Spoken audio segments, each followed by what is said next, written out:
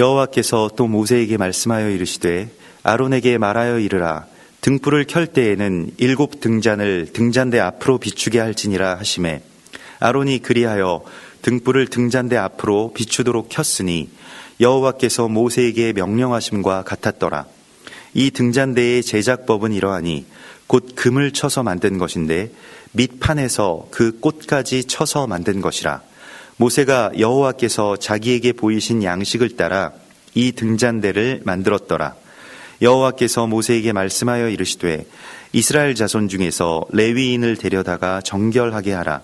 너는 이같이 하여 그들을 정결하게 하되 곧 속죄의 물을 그들에게 뿌리고 그들에게 그들의 전신을 삭도로 밀게 하고 그 의복을 빨게 하여 몸을 정결하게 하고 또 그들에게 숫송아지 한 마리를 번제물로 기름 섞은 고운 가루를 그 소제물로 가져오게 하고 그 외에 너는 또 숫송아지 한 마리를 속죄 제물로 가져오고 레위인을 회막 앞에 나오게 하고 이스라엘 자손의 온 회중을 모으고 레위인을 여호와 앞에 나오게 하고 이스라엘 자손이 그들에게 안수하게 한 후에 아론이 이스라엘 자손을 위하여 레위인을 흔들어 바치는 제물로 여호와 앞에 드릴지니 이는 그들에게 여호와께 봉사하게 하기 위함이라.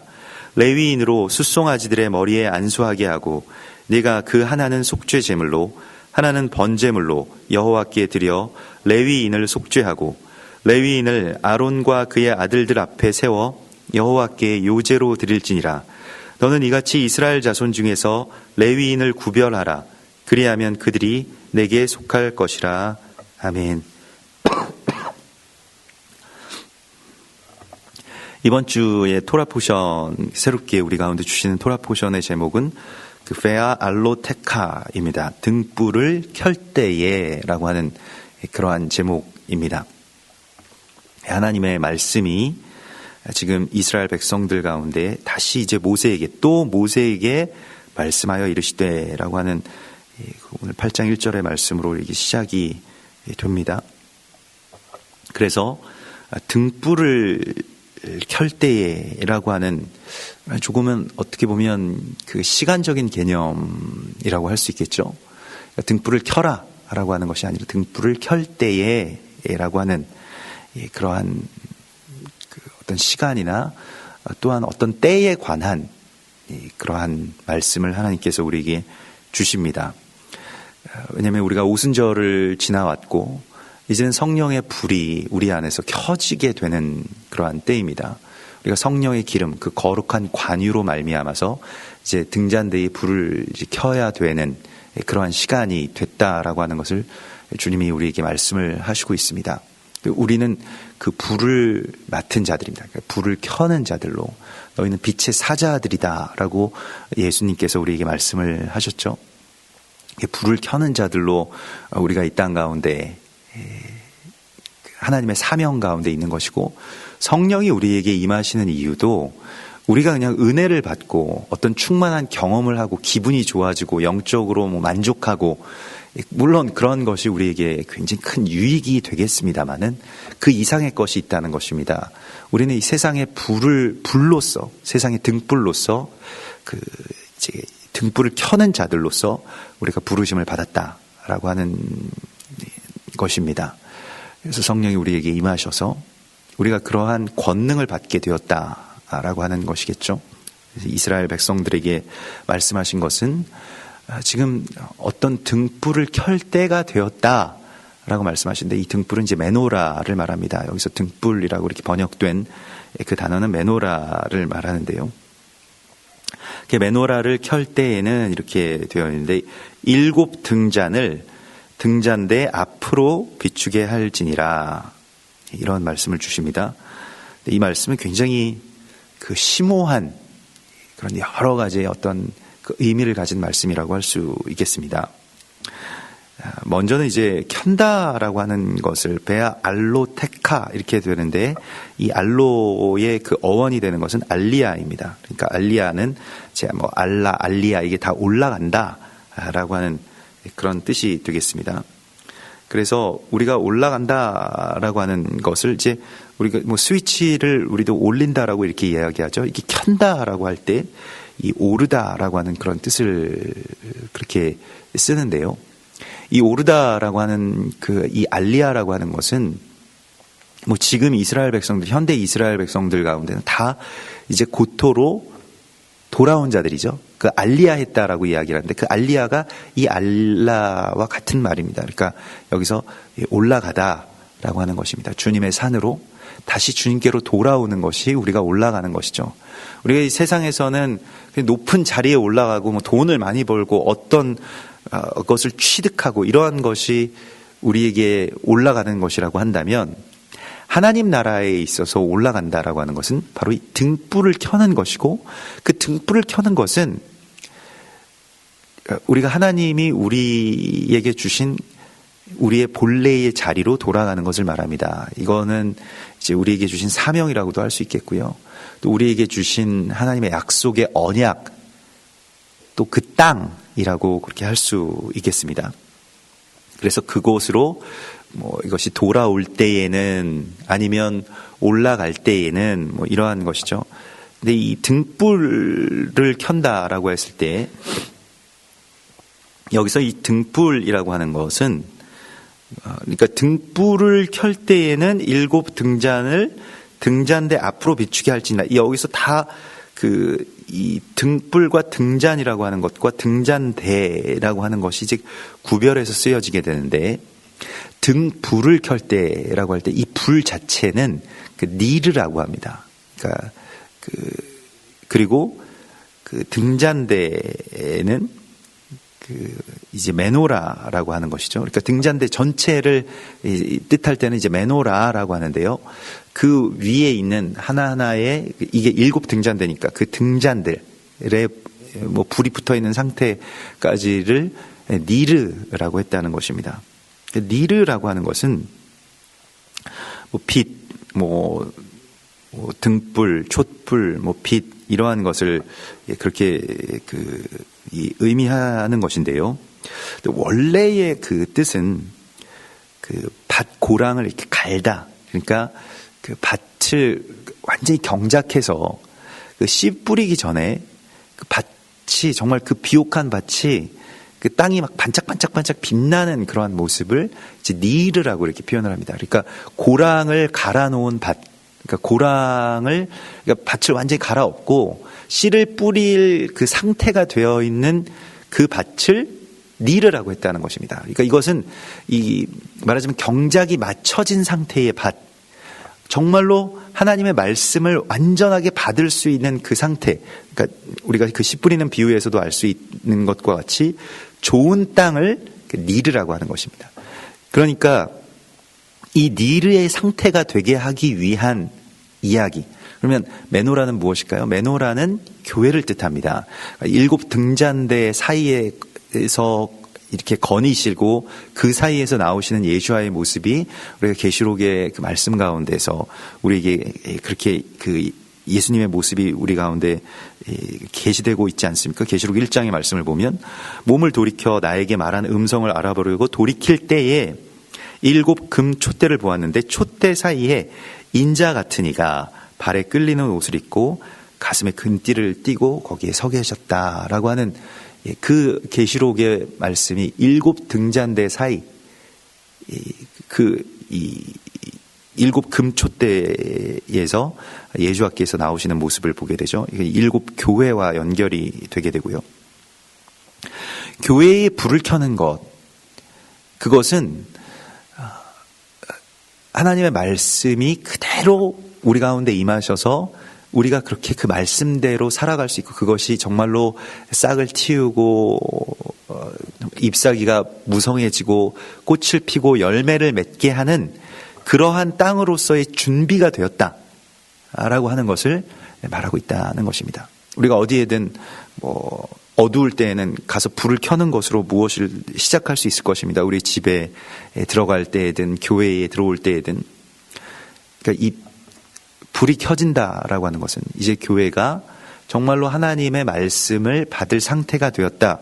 이것이 이렇게 경작되었다. 땅을 완전히 갈아엎고 그리고 땅을 잘 정비시켜서 그냥 뭐 갈아엎은 것만 가지고는 좀 부족하죠. 또 땅이 잘 정렬되어야 됩니다. 그래서 농부의 손길들이 많이 거기에 들어가야 되고, 그래서 곧 말하자면 그 밭의 일항이 완성된 그 상태, 참 어떻게 보면 농부에게는 가장 설레는 순간이고, 또 가장 기대감이 아주 충만한 그 소망으로 가득 차게 되는, 여기에 어떤 씨를 심을까, 여기 뭘 심으면 이렇게 잘 자랄까라고 하는 것을 그려보게 되는 그러한 시간이죠. 그러니까 시작의 시점이라고도 할 수 있겠고요. 또 성령이 우리 가운데 임하셔서 이제는 하나님의 말씀이 우리의 속에서 실현되고 구현될 준비가 되었다라고 하는 그런 뜻도 되겠습니다. 그래서 등잔에서 이것을 이제 켤 때에, 그래서 베아 알로테카 이렇게 말씀을 하시는 것이죠. 예레미야서 4장 3절에 보면 여호와께서 유다와 예루살렘 사람에게 이와 같이 이르노라, 너희 묵은 땅을 갈고 가시덤불에 파종하지 말라. 그래서 묵은 땅을 갈라 하는 말씀이 계속, 묵은 땅을 기경하라라고 하는 말씀이 계속 나오는데, 이 묵은 땅이라고 하는 것이 이스라엘 또는 교회를 말씀하시고 있는 것입니다. 묵은 땅과 같이 된 것, 그것은 예수님께서 말씀하신 것과 같이 예수님의 고향 마을 같이 되어버린 또 우리들의 어떤 그런 마음들일 것입니다. 그래서 계속 그냥 이렇게 고정되어 왔던 생각들, 또 그런 관념들, 어느새 종교가 되어버린 어떤 나의 의나 또 교리나 아니면 어쩌면 사명까지도 우리가 다시 한번 이것을 주님 앞에서 그 기경해야 될 때가 있는 것이죠. 그래서 우리가 좀 깊이 생각해야 되겠습니다. 예.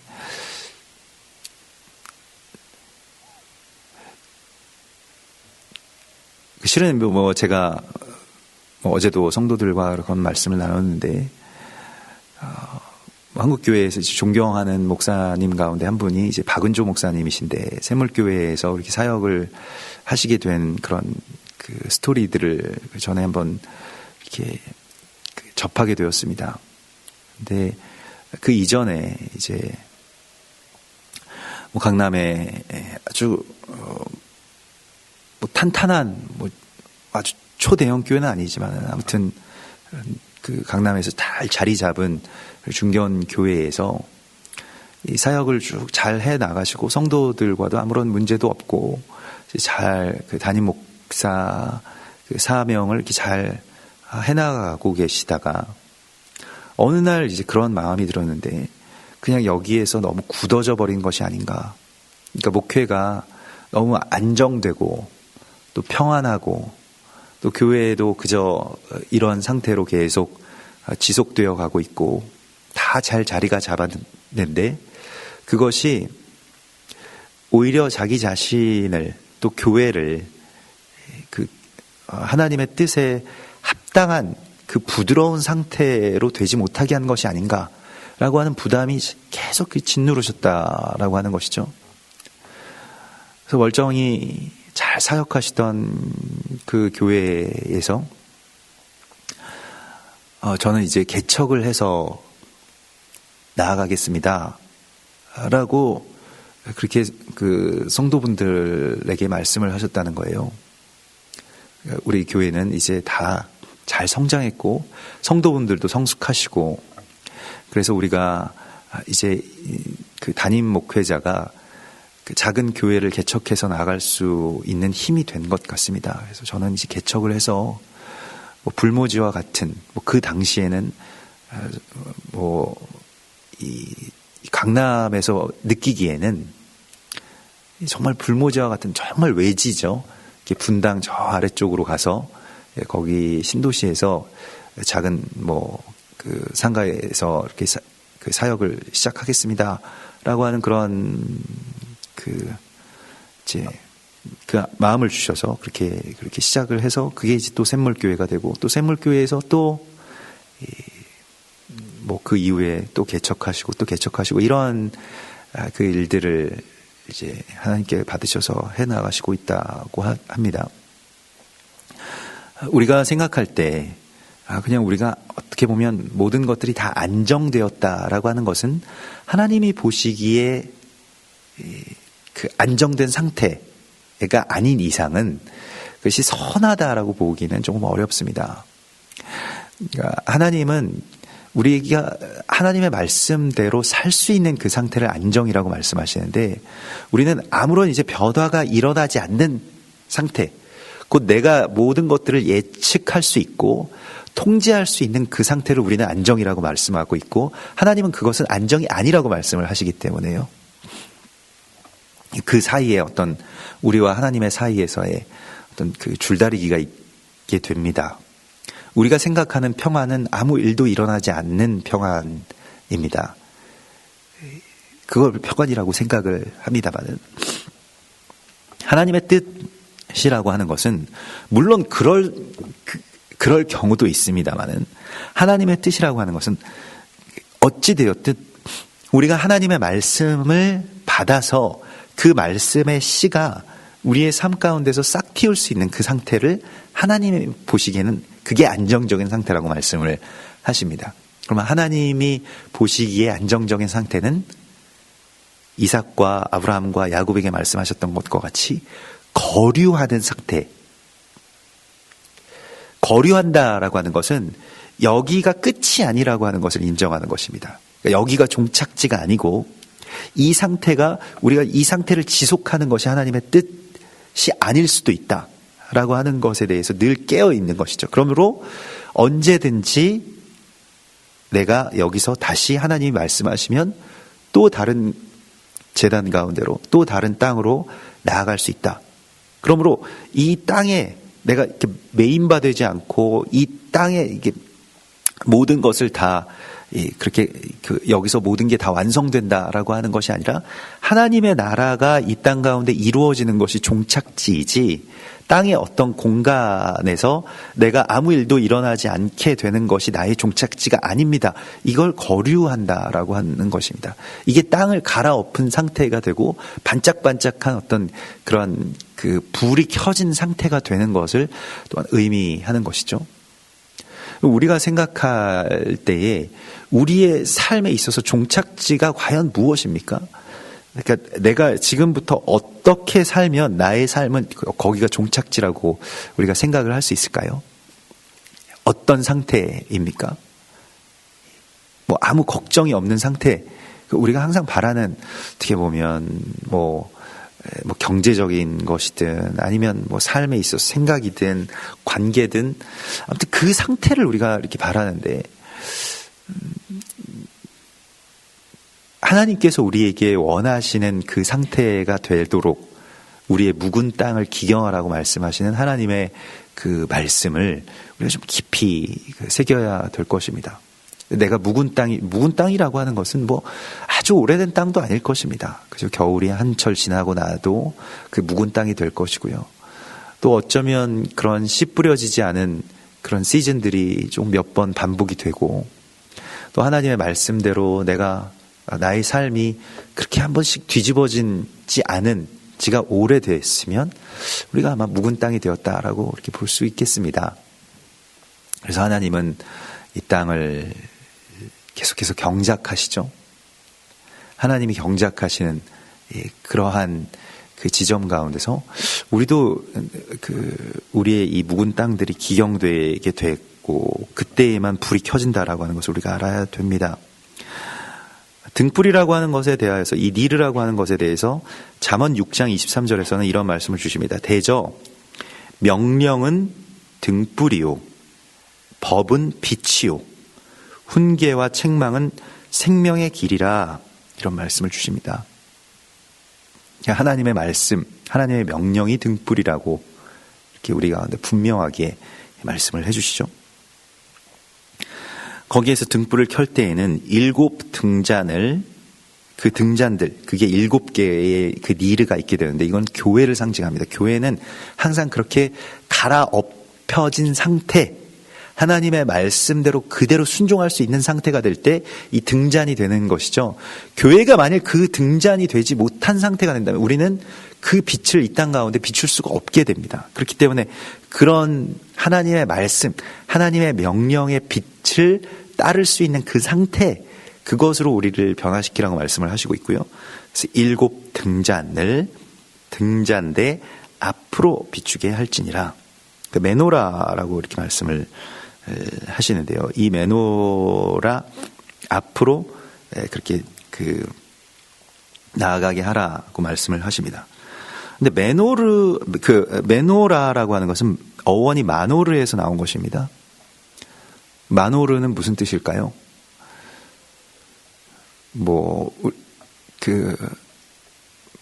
마노르는 멍에라는 뜻을 갖고 있습니다. 굉장한 의미를 갖고 있는 것이겠죠. 우리에게 메워주신 멍에라고 하는 것입니다. 너희가 나의 멍에를 메고 내게 배우라라고 했을 때 주님은 우리에게 그 메노라를 메워주십니다. 교회를 우리의 멍에로 주신 것입니다. 교회가 뭐 나의 멍에냐? 우리는 다 이제 그런 생각을 합니다. 교회는 좀 힘들지 않게 다녔으면 좋겠다. 그냥 와서 좀 기분 좋고, 은혜 받고, 목사님 설교 잘하시고, 사람들 좀 스트레스 안 받고, 이것이 우리에게 있어서는 좋은 교회의 어떤 모습입니다. 나를 좀 잘 서비스하고, 영적인 어떤 마사지를 받을 수 있는 곳, 릴렉스하고 힐링하고 이런 것들이요. 심한 말일 수도 있겠습니다만은. 그러나 하나님은 우리에게 교회는 멍에라고 분명히 말씀하십니다. 메노라는 마노르입니다. 멍에입니다. 우리가 짊어지는 것입니다. 우리 자꾸 이 멍에를 내려놓고 싶어 하죠. 멍에는 네가 나 대신 지고, 예수님 좀 내 멍에를 대신 지십시오. 교회는 예수님이 책임지시고, 교회는 목사님이 책임지시고, 교회는 권사님이, 장로님들이 책임지시고, 저는 그냥 뒤에서 팔짱 끼고 앉아있다가 돌아가겠습니다. 이렇게 되면 이것은 교회가 교회되지 못하는 것입니다. 교회는 멍에라고 하는 것에서부터 출발한다는 것입니다. 주님이 나에게 맡겨주신 십자가라고 하는 것입니다. 우리가 짊어지는 것입니다. 자꾸 내려놓고 싶은 생각들이 있죠. 우리가 사실은 멍에라고 하는 것은 부담이기도 하고 나를 짓누르는 것이기도 하기 때문에 이게 왜 이렇게 힘드냐라고 하는 그런 생각이 들 수도 있겠습니다만은 내가 그 힘을 감당하고 지탱할 만하니까 그게 힘든 겁니다. 그러니까 그걸 맡겨주신 겁니다. 그러니까 이걸 우리가 인식하고 있다면 나에게 이 멍에를 메워주셨군요. 하나님 감사합니다. 내가 이것을 그러면 열심히 내 어깨로 지고 나아가겠습니다. 라고 할 때 교회가 그 등잔이 온전하게 설 수 있는 겁니다. 메노라가 그렇게 설 수 있다라고 하는 것입니다. 그래서 말하자면 이 멍에, 그 경작할 때에 쓰는 그 멍에 있지 않습니까? 소에게 맡겨주신 그 멍에의 그 틀의 뼈대, 이것과 이 메노라와 이렇게 연결이 되는 그러한 그 말이라고 할 수 있겠습니다. 굉장히 중요한 그 교회론이라고 할 수 있겠고요. 이 베아 알로테카는 사실은 교회가 어떻게 이 세상의 등불로서 비추게 될 것인가 라고 하는 것에 대한 하나님의 말씀입니다. 어떻게 등잔을 켤게 될 것인가 라고 하는 것이죠. 근데 그 등잔을 이 메노라의 방향성을 말씀을 하십니다. 그 앞으로 비추게 할지니라 이렇게 말씀을 하십니다. 근데 사실은 이거 오늘날의 어떤 방향성을 가진 어떤 그런 서치라이트나 어떤 그런 종류의 등이 아닙니다. 이게 메노라를 보면, 우리도 여기 메노라가 있습니다만은, 메노라를 보면 그냥 불이 다 퍼져나가는 불이기 때문에 이걸 어디다가 가져가서 비춘다고 해서 이게 그쪽만 비추게 되는, 그러니까 이게 앞뒤 좌우의 방향이 없는데도 불구하고 하나님께서 지금 말씀하시는 것은 굉장히 신비한 말씀입니다. 이걸 등잔대 앞을 향해서 비추게 하라 이렇게 말씀을 하십니다. 이 방향성을 왜 말씀하셨을까요? 하나님의 메노라를 모르실까요? 메노라의 속성을. 그냥 메노라라고 하는 것은 뒤에 뭔가 이렇게 반사판이 이렇게 렌즈처럼 모으게 해서 빛을 쭉 앞으로 비추게 하는 그런 용도가 아님에도 불구하고 앞으로 비추게 하라 이렇게 말씀을 하셨다는 것입니다. 그 말씀이 그러면 어떤 말씀일까요? 등잔대 앞으로 비추게 할지니라 라고 할 때예요.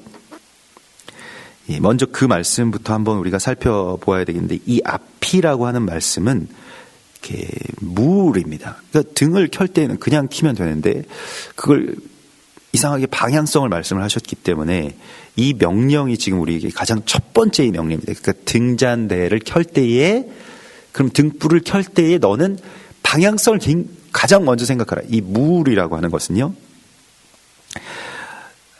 어디를 향하다라고 하는 뜻인데요. 어디를 향하기 위해서는 어떻게 해야 될까요? 우리가 이 빛도 지금 다 퍼져나가고 있기 때문에 이런 어떤 조명용 빛을 보면 다른 곳으로 퍼져나가지 못하도록, 이거 지금 원통형으로 되어 있는데 그 빛들을 모으는 그런 장치가 이게 지금 조명 장치죠. 안에서 그 전구 하나가 빛을 발산하고 있습니다만은 그것을 모으는 저 통이 필요합니다. 그러니까 반사판처럼 저런 통이 빛의 방향을 쭉 결정하면서 그 안에서 막 빛들이 이렇게 모여서 그렇게 어떤 방향으로 일정하게 나아가게 하죠. 이것은 어떤 초점을 맞춘다라고 하는 것과 비슷한 것이겠는데요. 물이라고 하는 그 히브리어 단어를 살펴보면 이게 이제 그 앞으로라고 하는 그런 히브리어 단어인데, 그것은 자르다라고 하는 뜻을 갖고 있습니다. 그러니까 다른 것들을 잘라내다라고 하는 것입니다. 이걸 경건이라고도 말할 수 있을 것입니다. 이걸 결단이라고도 우리가 이야기할 수 있을 것입니다. 이게 다른 것들을 향한 어떤 할례의 의미가 됩니다. 이 물이라고 했을 때요. 앞을 향해서 비추려고 하면 어떻게 해야 될까요? 뒤를 향해서 비추는 빛을 잘라내야 됩니다. 앞을 향해서 나아가려고 하면 어떻게 할까요? 뒤를 자꾸 돌아보려고 하는 그 롯의 처와 같은 그러한 마음들을 우리가 다 잘라내야 됩니다. 마음의 할례를 받는 것입니다. 잘라내는 것을 말하고 있습니다. 다른 곳을 비추고, 우리는 다 비추고 싶어 합니다. 다 좋았으면 좋겠습니다. 그러나 그런 모든 것들을 다 비출 수는 없고, 하나님 말씀하신 대로 그 방향성, 그 앞을 향해서라고 할 때 그 앞을 향해서는 이 물이라고 하는 것에 그래서 이것의 어떤 다른 사전적인 의미는 하나님을 향해서입니다. 하나님을 향해서만 비추게 하라고 말씀을 하시고 있는 것입니다. 그래서 나의 마음의 빛을 하나님께로만 갈 수 있도록 다른 것을 잘라내라 라고 말씀을 하시고 있는 것입니다. 빌립보서 3장 14절에 표대를 향하여 그리스도 예수 안에서 하나님이 위에서 부르신 부르심의 상을 위하여 달려가노라. 그러므로 누구든지 우리 온전히 이룬 자들은 이렇게 생각할지니, 만일 어떤 일에 달리 생각하면 하나님이 이것도 너희에게 나타내시리라, 이렇게 말씀을 하십니다. 그러니까 달리 생각하던 것들을 우리 앞에 보여주셔가지고요, 하나님의 마음과 달랐던 것들을 우리 앞에 보여주셔서 이거 잘라내라고 말씀을 하시는 것입니다. 이게 교회에 불을 켜는 일이라고 말씀을 하십니다. 그러므로 모든 예술이든 모든 온전한 것들, 모든 완전해 보이는 것들은 계속 끝까지 다 제거한 그 상태를 우리가 아름답다라고 이야기를 하는 겁니다. 우리가 무슨 조선 백자든 아니면 오늘날의 무슨 아이폰이든 이런 것들을 이렇게 보면 다 계속 어떻게 보면 마이너스의 예술이라고 할 수 있겠는데요. 나머지의 것들, 그러니까 이게 좋아도 잘라낼 수 있을 만큼 계속해서 잘라내고 걷어내면 결국에는 많은 어떤 장식들도 다 없어지고 색도 없어지고 모든 것들이 다 없어진 그 상태에서 그냥 항아리 하나, 그냥 허여멀건한 항아리 하나가 나왔는데 거기에 너무 큰 아름다움이 있다는 거죠. 그거는 근데 좀 심오한 아름다움이기 때문에 슬쩍 보았을 때는 이게 뭐야, 그냥 항아리 하나 있네, 이렇게 생각을 할 수 있겠습니다만, 거기에는 많은 균형미가 있고요. 거기에서 정말로 고심한 어떠한 고통스럽게 잘라낸다라고 하는 것은 우리 아픔을 뜻하는 것이기 때문에요. 내가 무엇인가에 대해서 포기했다라고 하는 것이기 때문에요. 거기는 많은 어떻게 보면 결단, 또 결연한 단절의 그러한 말하자면 결기들이 서려 있는 것이죠. 이것은 하나님 안에서 우리가 의도성을 갖고 해나가지 않으면 다른 것들이 다 계속 들러붙게 되어 있습니다. 그리고 빛이 그냥 다 많은 곳으로 그냥 아주 막 난잡하게, 산란이라고도 할까요? 난잡하게 막 그렇게 다 비춰져서 아무것도 비추지 못하는 상태가 되어버릴 것입니다. 하나님은 이것을 등잔대 앞으로 비추게 할지니라 이렇게 말씀을 하십니다. 고린도전서 9장 26절에 그러므로 나는 다름질하기를 향방 없는 것 같이 아니하고 싸우기를 허공을 치는 것 같이 아니하며 내가 내 몸을 쳐 복종하게 함은 내가 남에게 전파한 후에 자신이 도리어 버림을 당할까 두려워함이로다. 오늘도 이 등잔대를 어떻게 만들라고 말씀하십니까? 그 제작법은 이러하니 곧 금을 쳐서 만드는 것이라고 말씀을 하십니다. 바울은 그것이 내가 내 몸을 쳐서 복종하게 하는 것이라고 말씀을 하고 있습니다. 등잔대가 아름다워 보일 수 있는 것은 금을 쳐서 만들었기 때문입니다. 이거는 내가 내 몸을 치는 것이고 또한 그 고난과 그런 나를 짓누르는 그런 모든 것들이 오히려 나를 이제 단단하게 하고 나를 등잔대 되게 하는 그러한 길이라고 하는 것을 우리가 알아야 됩니다. 그래서 거기에서 금을 쳐서 만든 것인데 밑판에서 그 꽃까지 쳐서 만들었다라고 하는 것은 그 고난이나 또 결단이나 경건이나 이러한 것을 의미할 것입니다. 친다라고 하는 것은요, 하나님이 나를 치신다, 또 내가 내 몸을 친다라고 했을 때는 그러한 것을 뜻할 것입니다. 또 다른 의미에서 금을 한 덩어리의 금, 그 한 덩어리의 금, 이거 그 정금 한 달란트를 쳐서라고 하는데, 이 한 달란트라고 하는 것을 우리도 달란트 비율을 알죠. 그래서 한 달란트 받은 사람이 뭐 5달란트 받은 사람, 이 3달란트 받은 사람들의 비교해서 이건 너무 적다라고 생각했을까요? 아니면 누가복음에는 그걸 잃게 될까봐 두렵기 때문에 아무것도 하지 않았다라고 이야기를 했습니다. 그 한 달란트가 어느 정도가 될까요? 우리는 한 달란트 하면 그냥 동전 한 입 정도로 이렇게 생각을 합니다만은 정금 33kg입니다. 정금 달란트로 주었다라고 한다면요. 정금 33kg라고 하면 우리 평생에 만져볼 수 있는, 글쎄요, 어느 정도의 가격인지 저는 지금 금 시세를 모르기 때문에 모르겠습니다만은 아무튼 굉장히 많은 돈일 것입니다. 33kg의 금괴라고 한다면요. 이거는 아무튼 뭘 해도 할 수 있는 것이죠. 근데 이게 두렵기 때문에 그냥 가만히 내버려 둔다? 주인이 보시기에는 정말 납득할 수 없는 일일 것입니다. 근데 이걸 쳐서 무엇을 만들라고 말씀하시냐면 메노라를 만들어라. 근데 그것이 이제 친다라고 하는 것이 하나님의 말씀대로 무엇인가를 조성해 나간다라고 하는 그런 뜻이 또 되겠고요. 또 다른 의미에서는 쳐서 만드는 것은 분리되지 않는 것을 말합니다. 이게 다 연결되었다라고 하는 것이죠. 그래서 그렇게 연결돼서 그것들을 이 등잔대의 제작법은 밑판에서부터 꽃까지 쳐서 만들라라고 이렇게 말씀을 하시게 됩니다. 그래서 이 꽃까지 밑판이 있고요. 그러니까 이 맨 밑에 판이 있고 거기서 이렇게 가지가 있고 그 가지에서 양쪽으로 3개씩 중앙에 그 가지가 있고 양쪽으로 3개씩 나가게 되고 중앙에서 또 빛이 비추게 됩니다. 이게 이 온전한 연합을 뜻하는 것이고요. 이 3이라고 하는 숫자는 하나님의 삼위일체도 있습니다. 그럼 지금 이스라엘 백성들에게는 제사장, 레위인, 그리고 온 백성이라고 하는 이 공동체가 또한 연합하는 것이 있습니다. 이 모든 것들이 이제 하늘에서 이루어지신 그 뜻이 이 땅에서 이루어진다라고 하는 것은, 하늘에서 이루어진 뜻은 삼위일체의 연합을 의미합니다. 우리 이 땅에서 이루어지는 것도 그러한 연합이 우리의 삶 속에서 이루어지는 것을 말합니다. 우리의 가정에서도 그런 삼위가 있을 것입니다. 아버지가 있으며 어머니가 있고 또 자녀들이 있습니다. 그러한 삼위의 연합들이 이루어지는 것을 이제 교회라고 말합니다. 이것은 서로 분리될 수 있는 것이 아니고 다 연하여서 연결되어 있으면서도 또한 독립되어 있는 그런 구조입니다.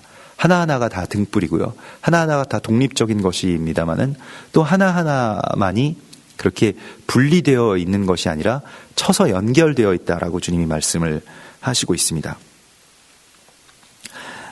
이걸 금을 녹여서 어딘가에서 이렇게 그 판을 만들어서 이렇게 확 찍어낸 것이 아니라 금을 다 계속 쳐 나가면서 이 가지들을 만들었다. 그렇게 만들게 했다라고 하는 것입니다. 그래서 우리가 많은 어떤 눌림 또 많이 자기 자신을 쳐서 이렇게 다듬고 세워 나가시는 그런 주님의 모습을 우리가 이 안에서도 보게 됩니다. 또한 그것이 이제 어떤 이 꽃 형상으로 살구꽃 형상이라고 이렇게 하나님 말씀을 하셨는데요. 살구꽃이라고 하는 것은 파수한다라고 하는 의미를 갖고 있습니다. 샤카드라고 하는 것인데요. 깨어있다, 잠을 자지 않는다, 파수한다라고 했을 때 샤카드라고 하는 말을 씁니다. 그러므로 살구꽃이라고 하는 것은 고난 가운데서 우리가 깨어있는다라고 하는 것을 말하고요. 깨어있는다, 파수꾼이라고 하는 것에 대해서 우리가 어제도 그 주일 예배 가운데 같이 우리가 나누었던 말씀입니다만은 파수꾼이라고 하는 그 단어가 몇 가지가 있는데요. 성경에서 이 샤카드도 파수한다라고 하는 의미를 갖고 있습니다. 우리가 어제도 이스라엘 족속의 파수꾼으로 삼으셨다라고 주님이 우리에게 인자야 나는 너희를 이스라엘 족속의 파수꾼으로 세웠으니 라고 말씀하시면서 인자인 우리를 하나님께서 또한 부르고 계십니다. 근데 그 파수꾼이라고 하는 것 에스겔서의 3장과 33장에 나오는 말씀이었는데요. 그런데 파수한다라고 하는 것은 깨어있는다라고 하는 것이고 갈망한다는 것을 말합니다. 그래서 파수꾼이라고 하는 말에 이 에스겔서에서 쓰였을 때는 차파라고 하는 말을 씁니다. 이 차파라고 하는 말은 그러니까 깨어있는다라고 하는 것이죠. 앞으로 기울다, 그러니까 몸을 앞으로 기울여서 갈망한다는 겁니다. 그러니까 파수꾼이 아침을 기다림보다 더하니다라고 할 때도 그것이죠. 갈망하는 것이죠. 파수꾼은 글쎄요, 어떤 위험에 대해서 깨어있는 자이지만 위험을 갈망하는 자는 아닙니다. 위험이 없이 아침이 왔으면 좋겠다라고 하는 그 아침을 갈망하는 자이죠. 그러나 항상 파수꾼은 그 위험에 대해서 민감하게 깨어 있어야 되는 자들을 말하죠. 그러나 그 위험이 오는 것을 바라는 자들은 아닙니다. 예레미야서 31장 6절에 보면 에브라임 산 위에서 파수꾼이 외치는 날이 있을 것이라 이런 말씀을 주십니다. 이 에브라임 산이라고 하는 것은 당시에 이제 유대인들에게 있어서 이 에브라임은 애증의 지파입니다. 그래서 항상 이제 성경에서 유다와 에브라임 그 두 가지를 내가 이제 한 손에서 묶어서 하나로 만들겠다라고 하시는 하나님의 말씀이 나옵니다만은 그러나 유대인들에게 있어서 이 에브라임은 골칫덩어리였던 것이죠. 이게 왜냐하면 항상 그 여로보암의 길을 따라서 금송아지를 섬기고 분리되고 자꾸 이제 어떻게 보면 에브라임은 굉장히 다수 지파이기 때문에 말하자면 유대인들은 장자의 어떤 정통성을 가지고 있지만은 에브라임은 장자의 정통성을 가지고 있지 않지만 자세히 살펴보면 그 요셉에게서 나온 것이기 때문에 요셉이 그 야곱에게 있어서는 어떻게 됩니까? 요셉이 장자의 명분을 갖게 됩니다. 그러니까 요셉에게 2배의 복을 주기 때문에요. 그러니까 물론 그 당시에 루벤과 또 유다가 있었습니다만은 요셉에게는 또 다른 그런 장자로서의 그런 명분이 있었기 때문에 그래서 에브라임은 또 장자의 어떤 속성을 갖고 있습니다. 그러니까 굉장히 이게 뭐랄까요? 누가 장자이냐라고 했을 때 르우벤은 혈통적인 장자이고요. 또 유다는 찬송하는 자로서 그러한 장자의 명분, 또 그 언약 가운데서 그런 명분이 있고요. 또 야곱이 가장 사랑하던 그 라헬의 아들로서 또 잃었던 아들을 다시 찾은 이 에브라임이라고 하는 그 지파가 있고요. 근데 에브라임은 이제 나중에 북이스라엘이 되어서 결국 세계 전역으로 다 흩어져 버리게 되고 결국 이방인이라고 이렇게 취급을 받게 되죠. 그래서 에브라임이 나중에 다시 고토로 돌아왔을 때 또 고토에 남아있던 에브라임들조차도 유대인들은 사마리아인이라고 부르기도 하고요. 또 이방의 납달리라고 이렇게 일컫기도 하고요. 뭐 그렇게 된 것입니다. 아무튼 그래서 이 북쪽의 그 에브라임 지파들의 어떤 그런 땅들은 거의 이방화되었다라고 볼 수 있는데, 그런데 에브라임의 산 위에서 파수꾼이 외치는 날이 있을 것이라 이렇게 말씀을 하십니다. 그래서 에브라임은 세계 전역으로 흩어졌기 때문에 또 영적으로는 교회의 씨가 됩니다. 그러니까 이 에브라임의 씨가 결국에는 이 온 열방에 결국 뿌려지게 된 것이거든요. 하나님이 이스라엘을 사랑하시죠. 근데 이스라엘이라고 하는 씨를 그러면 다 온 열방에다가 뿌리셔서 그들이 또한 에브라임으로 설 수 있도록 그렇게 만드십니다. 물론 뭐 혈통적인 에브라임에 대해서 우리가 부정해서는 안 되겠습니다만은, 그러나 이방의 교회는 그래서 에브라임의 정체성을 갖고 있습니다. 에브라임은 이제 번성하다라고 하는 뜻이기 때문에요. 우리가 이방의 어떤 그러한 이 부흥과 번성에 대해서 말씀을 하시는데요.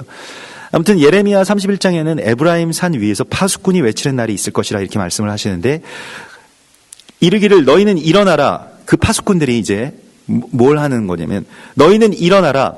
우리가 시온에 올라가서 우리 하나님 여호와께로 나아가자. 이렇게 그 파수꾼들이 일어나서 누구에게 외칩니까? 유대인들에게, 이스라엘에게 외친다는 것입니다. 이방의 이 에브라임 지파의 파수꾼들이요. 근데 여기서 파수꾼이라고 하는 단어는 숑림이라고 하는 단어를 쓰는데, 이거 굉장히 특이한 단어입니다. 그 숑림이라고 하는 단어가 파수꾼이라고 하는 단어이고, 이 짜파라고 하는 것도 파수꾼이라고 하는 단어인데, 이 예레미야서 31장에 나오는 이 단어는 그 숑림이나 짜파라고 하는 단어를 쓰지 않고 특이한 단어를 썼다는 것입니다. 나제르라고 하는 말을 썼습니다. 노찌르라고 하는 말을 썼습니다. 그게 무슨 말이냐면, 노찌림이라고 하면 지금도 현대 이스라엘에서도 노찌림 하면 누구를 뜻하면 기독교인들을 뜻합니다. 기독교인들을 노찌림이라고 부릅니다. 그리스도인들을 뜻하는 단어입니다. 특이하게 예레미야 31장에만 파수꾼들이라고 하는 단어를 노찌르라고 썼다라고 하는 것이죠. 교회가 파수꾼의 사명이 있다라고 하는 것을 예레미야 선지자의 입으로 우리에게 선포하신 장면입니다. 이방의 교회가요, 에브라임의 산 위에서 그들에게 무엇이라고 외칩니까? 너희는 일어나라. 가자. 우리가 시온에 올라가서 우리 하나님 여호와께로 나아가자. 누가 얘기하는 겁니까? 우리가 얘기한다는 겁니다. 우리가 파수꾼이라는 거예요. 우리는 이스라엘이라고 하는 그 형제들에 대해서 책임을 갖고 있는 사람들입니다. 전에는 우리가 그렇게 항변했습니다. 가인처럼 우리가 그들이랑 무슨 상관입니까? 나 그들을 알 바 아닙니다. 그들은 악합니다. 그들은 교만합니다. 그들은 범죄했습니다. 우리가 이렇게 이야기를 하고 우리의 마음으로는 그들을 살해합니다. 실제로 십자가의 이름으로 그들을 살해하기도 했고요. 또 우리의 마음으로 그들은 나랑 상관이 없는 자입니다라고 하면 그냥 그게 살해인 거예요. 그게 내가 굳이 무슨 어떤 것에 대해서 미움을 품지 않아도 그 살해인 것입니다. 그 가인의 마음에서 우리가 떠나기가 정말로 너무 어려운 겁니다. 죄가 우리의 문지방 앞에 그렇게 웅크리고 있다라고 말을 하고 있습니다. 죄라고 하는 것은 우리의 범죄가 아닙니다. 죄라고 하는 것은 하나님의 마음에서 벗어난 것을 죄라고 말합니다. 하나님의 마음에서 벗어난 것은 무엇일까요? 우리가 파수꾼이 되어서 그들의 책임을 지는 삶을 살아가는 것이 하나님의 마음인데, 그 마음을 알려고 하지도 않고 그것에 관심도 없고 그저 나에게만 관심이 있는 상태, 그걸 죄라고 말하는 것입니다. 그냥 우리의 어떤 행위, 그 죄악의 행위들은 예수와의 십자가로 물론 다 소멸되고 사해졌습니다마는 이 죄 자체는 항상 우리의 문지방 앞에 웅크리고 있는 것입니다. 무슨 죄가 우리 앞에 웅크리고 있다는 것입니까? 그게 나랑 무슨 상관이냐라고 하는 그 마음입니다. 이 생각을 갈아엎어야 됩니다. 왜냐하면 나 자신에게 계속 집중되어서 나는 어쩔 건데, 나는 어쩔 건데, 내 상태는 어쩔 건데라고 하는 그 자체가 굳은 땅이 된 것입니다. 그게 뒤집어 엎어져야 되거든요. 저 사람은 어떨까? 저분은 어때야 될까? 저분을 위해서 내가 보내심을 받았다 라고 하는 그 마음 가운데로 가닿게 되면 거기는 마음의 자유가 있고 거기에 책임이 있다는 것입니다. 이것이 메노라입니다. 우리에게 맡겨주신 마노르, 곧 멍에인 것입니다. 우리에게는 이스라엘에 대한 책임이 있습니다. 와닿지 않는 이야기입니다. 나랑 이스라엘이 지금 얼마나 먼 거리에 있고 나랑 이스라엘이 얼마나 아무런 관계가 없는지에 대해서 우리가 다 잘 알고 있습니다. 그러나 우리에게 노찌림이라고 말씀하시면서 너희 기독교인들은, 너희 예수 믿는 자들은 다 그들에 대한 파수꾼으로 서라 라고 말씀을 하십니다. 물론 혈통적인 지금 현대의 이스라엘 국가만을 의미하는 것은 아닐 것입니다. 우리에게 이스라엘은 누구입니까? 나와 상관없다고 여겨지는 사람들. 그러나 우리의 문지방 앞에서 웅크리고 죽어가는 그 거지 나사로와 같은 사람들의 이야기일 것입니다.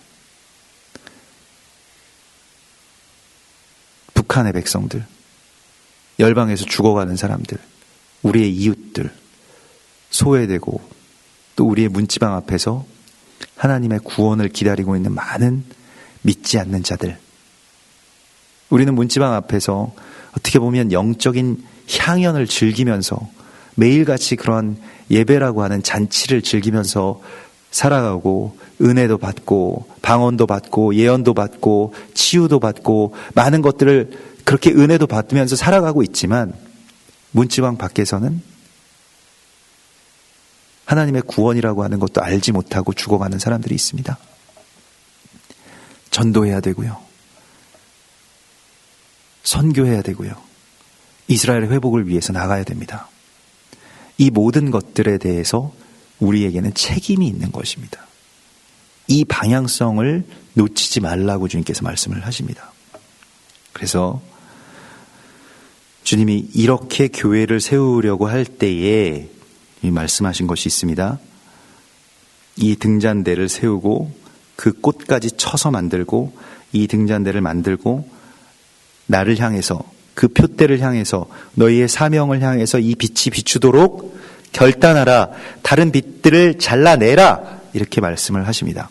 내가 잘라내야 될 빛이 무엇인지를 보여달라고 말씀하십시오. 그렇게 기도하십시오. 다 비출 수 없는 것입니다. 우리는 다 비추고 싶어 합니다. 퍼져나가도록 두고 싶어 할 것입니다. 그러나 빛을 앞으로 하나님을 향해서 그 시간과 그 나라를 향해서 그렇게 비추도록 하라고 말씀을 하십니다. 그러면서 하시는 말씀이 무엇일까요? 이 등잔대를 켜는 것과 같이 연결되어서 레위인을 정결하게 하라고 말씀을 하십니다. 그러므로 이제 이 등잔대를 켠다는 것은 교회가 참된 교회가 되는 것을 말합니다. 교회가 교회되는 것. 교회가 그리스도 예수와의 몸을 이루고 교회가 하나님을 향한 빛을 비추게 되고 묵은 땅이 기경되는 그 상태가 무엇일까요? 첫 번째로 말씀하시는 것이 레위인을 데려다가 정결하게 하라. 그들을 정결하게 하되 속죄의 물을 뿌리고 그들의 전신을 삭도로 밀게 하고 그 의복을 빨게 하여 몸을 정결하게 하고 제사를 드리라. 전신을 삭도로 민다라고 하는 것은 타르라고 하는데요. 이거는 발가벗기다라고 하는 것입니다. 이게 이제 굉장히 이제 대비되는 장면인데 사실은요. 민수기 6장에서 우리가 기억하는 것과 같이 나실인의 법은 삭도를 몸에 어디에도 대지 말라라고 하는 것이죠. 머리카락뿐만이 아니라 어디에도 삭도를 대지 말게 하라. 그 나실인의 법입니다. 레위는 어떨까요? 삭도로 전신을 다 밀게 하라고 말씀을 하십니다. 그런데 나실인들이 삭도를 대지 않는 것은 이유가 있습니다. 삭도를 대기 위해서입니다. 삭도를 머리에 대지 않으면서 머리를 기르죠. 그래서 나실인들의 구별이 끝나는 그 날에 어떻게 합니까? 제단 가운데 삭도로 머리카락을 다 베어서 나와서 제단에 번제물로 드립니다. 그러면 그 삭도를 댄 것은 무엇일까요? 사실은 삭도를 안 대기 위해서 살아간 것이 아니라 머리를 기르는 게 목적이 아니라 그 머리를 다 그 기른 머리를 머리카락을 잘라서 드리는 데 목적이 있는 것입니다. 이 레위인들 사실은 나실인들도 레위인인 것이죠. 무엇일까요? 자신의 생각,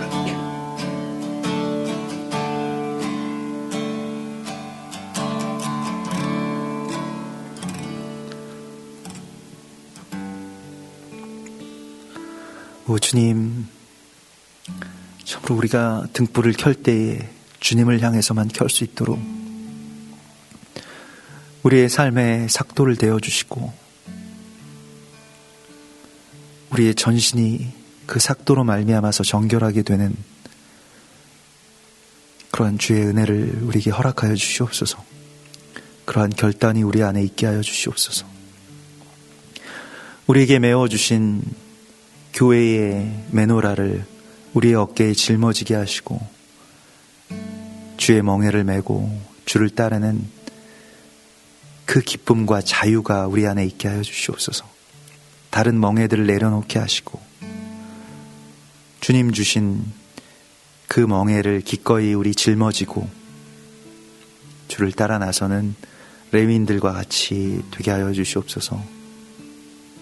오늘도 우리와 동행하시고 우리에게 주님의 은혜를 부어주실 주님을 기대하고 찬송하며 거룩하신 예수와 메시아의 이름으로 감사하며 기도드리옵나이다. 아멘. 하늘에 계신 우리 아버지시여, 이름이 거룩히 여김을 받으시오며 나라의 임하옵시며 뜻이 하늘에서 이룬 것 같이 땅에서도 이루어지이다. 오늘날 우리에게 일용할 양식을 주옵시고 우리가 우리에게 죄 지은 자를 사하여 준 것 같이 우리 죄를 사하여 주옵시고 우리를 시험에 들게 하지 마옵시고 다만 악에서 구하옵소서. 나라와 권세와 영광이 아버지께 영원히 있사옵나이다. 아멘.